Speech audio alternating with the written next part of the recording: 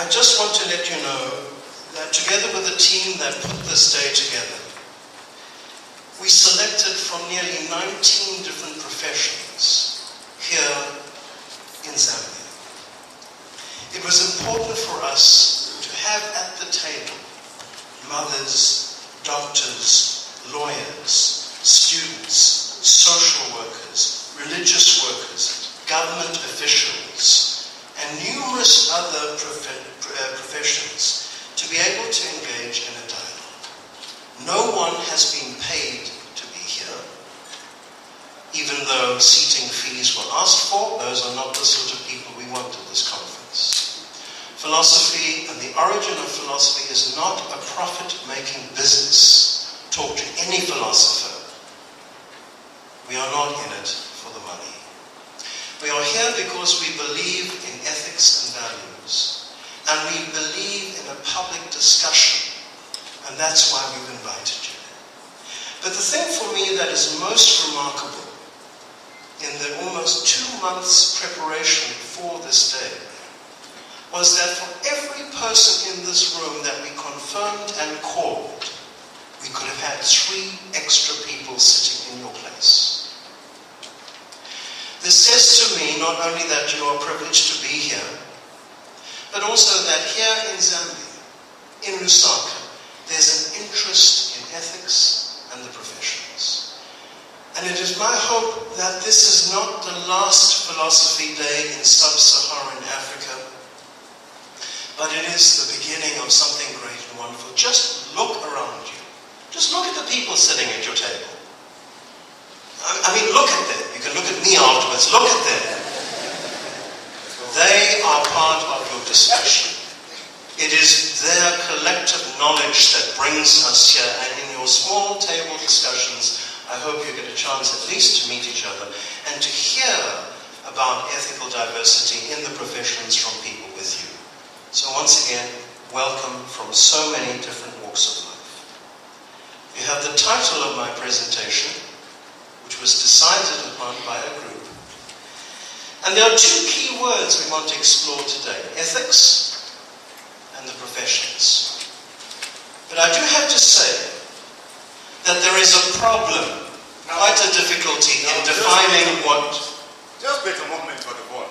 Excuse me. Don't you think we know what professions are and what professionals do? After all, we are all professionals. That's why we got invited into this place in the first place, right? Surely, we can define what we do and how we do it. Where's the confusion? I don't understand. Well, a profession is a special kind of work, with a special set of skills. Now,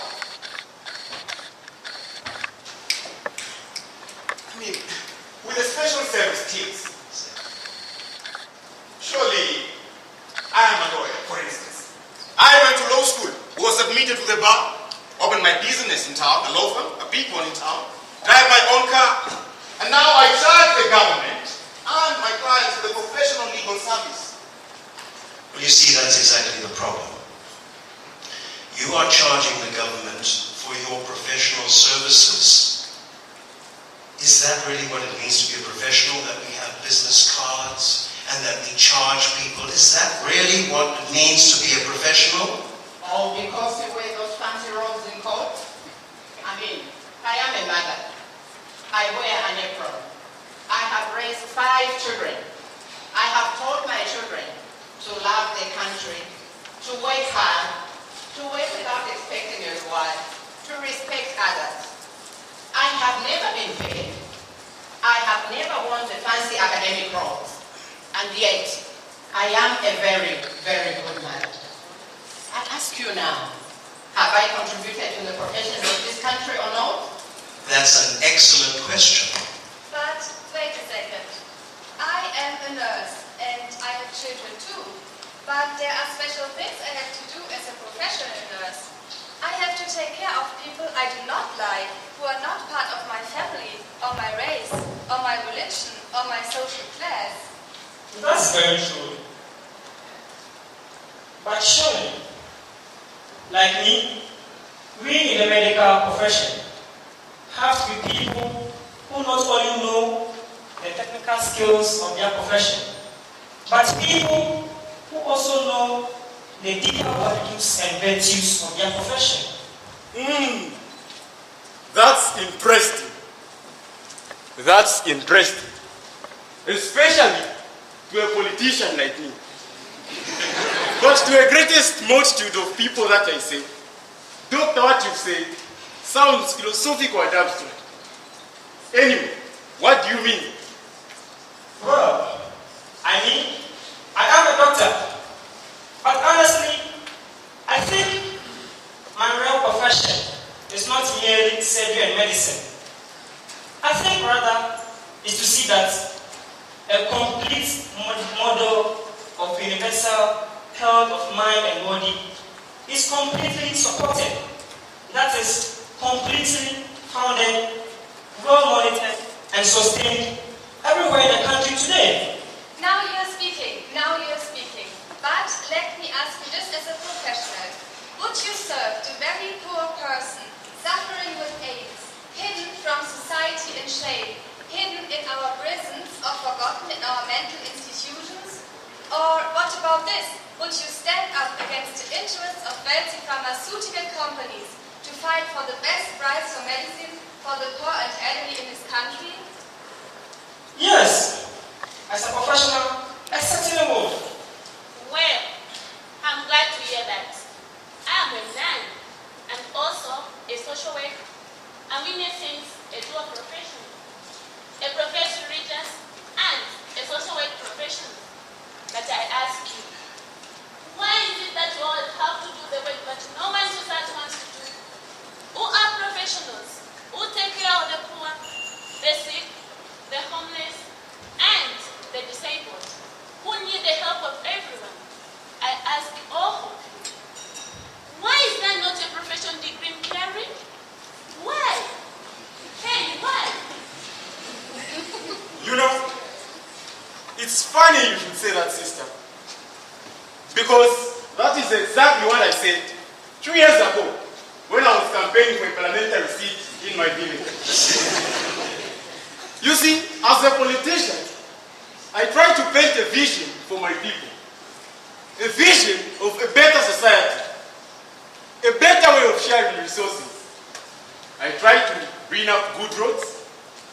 I try to provide good health facilities. Not to talk of the good education system. In short, I promote the common good for my people. Well, yes, Mr. Politician. We've heard all that before. Year in, year out, haven't we? And I must say, you're very sure at making sure that you and your cronies are paid very, very well. How do we know that you are going to deliver on your promises? How do we know that you are not like the ancient Greek sophists that Plato said made idols and images in thin air, painting images and promises of a better society with rhetoric, just by making long-winded speeches? Oh, politicians, goodness gracious me.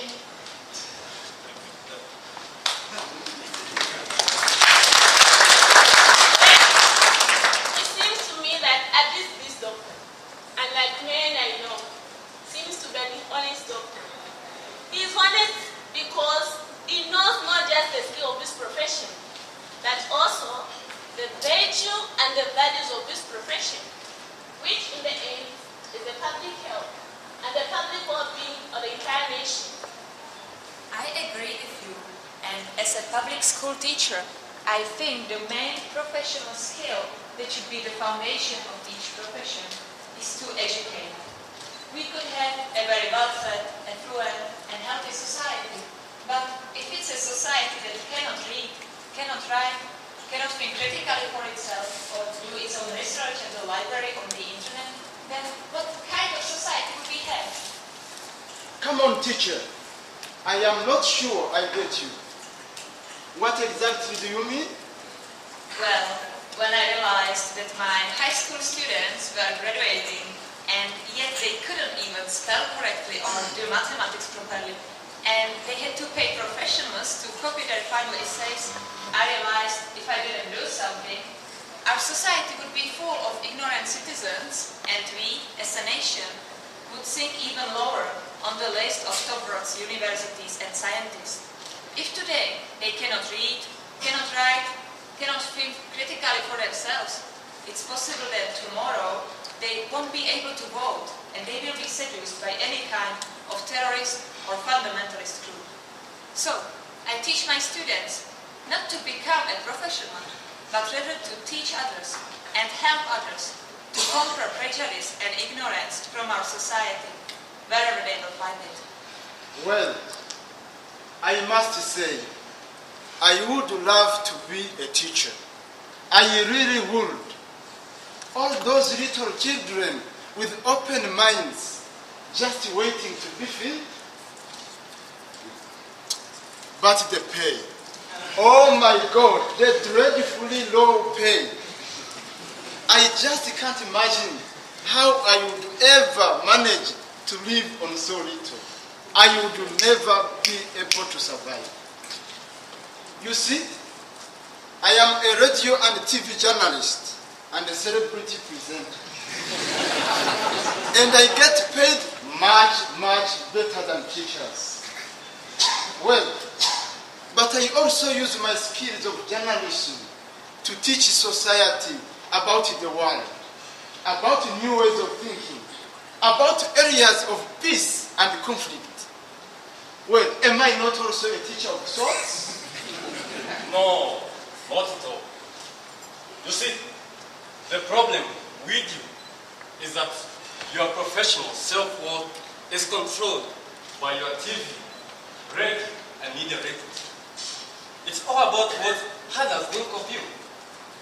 I mean, you simply read news on TV. That's your main technical skill. You say things well before a camera, with powerful rhetoric. But unless you know the truth of what you are reading or communicating, you are only communicating the opinions of others. Come on, hey! Calm down! Calm down now! Stop fighting, you two! Are you not putting journalism and technology and the communication down? And you know, I, as a farmer, I am a professional of the soil, livestock, and other things that grow under the soil. I rely on and listen to the TV and the news every day. I trust it to tell me the truth every day, so that I can learn about the price of my store. You see, I work the land with my bare hands and try to provide food for this nation.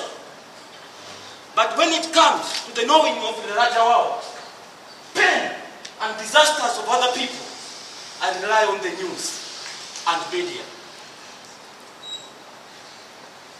And you know, I, as a policeman and a security officer, I try to show people that if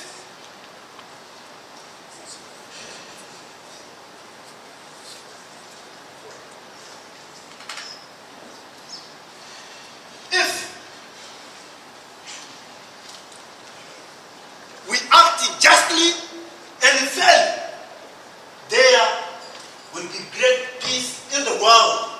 But if we are stealing, attacking others, there will never be peace, injustice. And if there is no peace and stability in this country, how can I, as an engineer, bring my foreign workers to come and build new bridges, to build new roads, to design new malls for businessmen and women to sell their products? Surely, the peaceful and stable nation is a just and prosperous nation where all professions can flourish. So now, Father Vaughn, you see that the professions we talked about here do not only overlap but also intermingle, and that the values mentioned are all the same. Deep down, we want many professions in our country, but we also need professions that reek of whose life and value can be seen in the work in which they do. We need ethical professions, ethics, like health, justice, goodness. Honestly, we need virtuous professions, don't we? Yes, we do.